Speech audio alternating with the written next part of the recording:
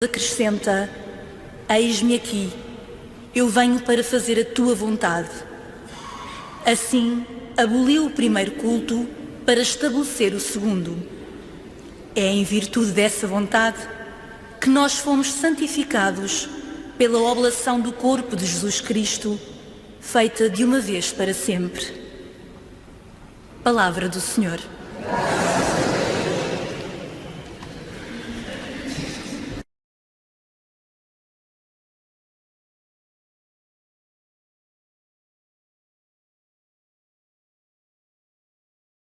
Este texto deve ser lido todo ele de uma forma muito solene. Trata-se de um pacto, uma aliança, que institui também uma data de comemoração.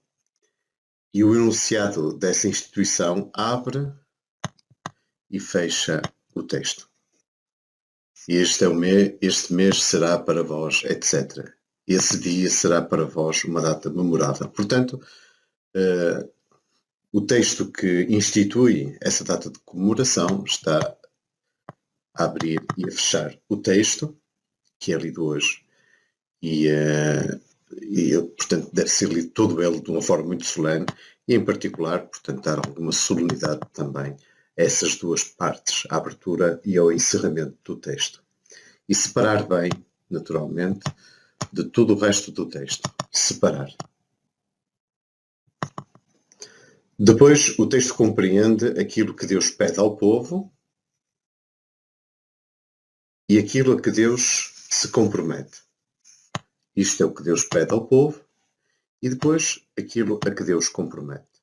Deus pede ao povo que aja desta maneira e compromete-se ele próprio desta forma. E ler de forma bem destacada as indicações temporais que abrem uma e outra parte. No dia deste mês, Deus quer que se faça isto tudo. Nessa mesma noite, vem o resto. Depois, também marcar bem estas duas frases.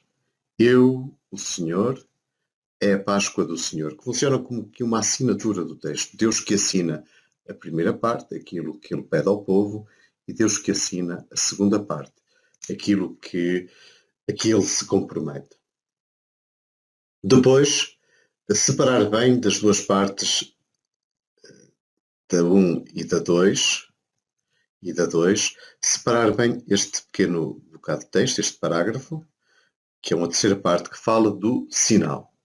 Portanto, temos a aliança, o enunciado de da instituição, da comemoração, da celebração, o compromisso que Deus pede ao povo, o compromisso que ele assume e o sinal do pacto. O sinal do pacto é o sangue. Portanto, separar também bem quer a parte 1, quer a parte 2, quer esta parte 3 aqui na parte final.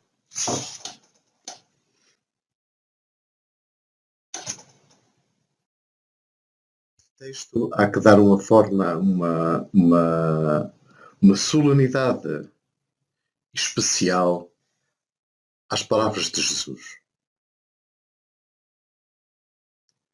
Lê-las de uma forma muito solene, mostrando até veneração por essas palavras, a veneração que é a veneração da própria Igreja, a veneração que o próprio apóstolo Paulo demonstra em relação a essas palavras. Portanto, partiu e disse: isto é o meu corpo, entregue por vós. Fazei isto em minha memória. Lê-lo, cada leitor encontrará naturalmente a forma de o fazer, mas dar-lhe esta solenidade. Uma solenidade veneranda, que deve ser venerada. Depois, ler num tom mais narrativo as introduções.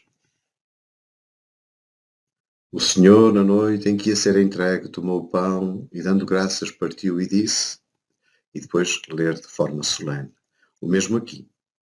Do mesmo modo, no fim da ceia, tomou o cálice e disse, No fundo, ler um pouco como deve ser a leitura, a narração da instituição quando o celebrante a faz no momento próprio da oração eucarística. Ler com força e com uma força especial, testemunhal, o respeito que Paulo manifesta pela tradição eclesial. E eu recebi do Senhor o que também vos transmiti. Paulo diz que aqui não inventa nada. E eu nem diz nada de muito pessoal. Diz aquilo que recebeu e que transmite. Tal é a veneração que ele tem por aquilo que se vai seguir.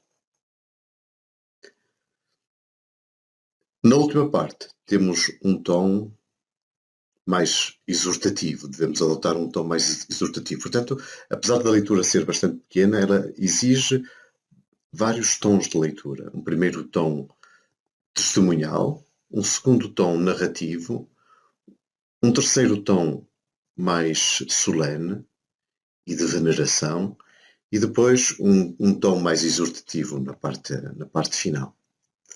Notar que o anúncio evangélico, anunciareis, está ligado à participação numa refeição.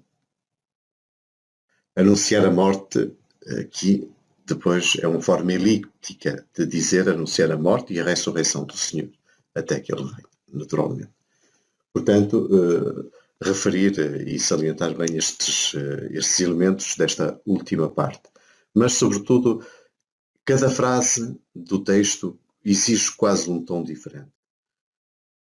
Tom testemunhal, tom narrativo, tom solene, tom narrativo, tom solene, tom exortativo.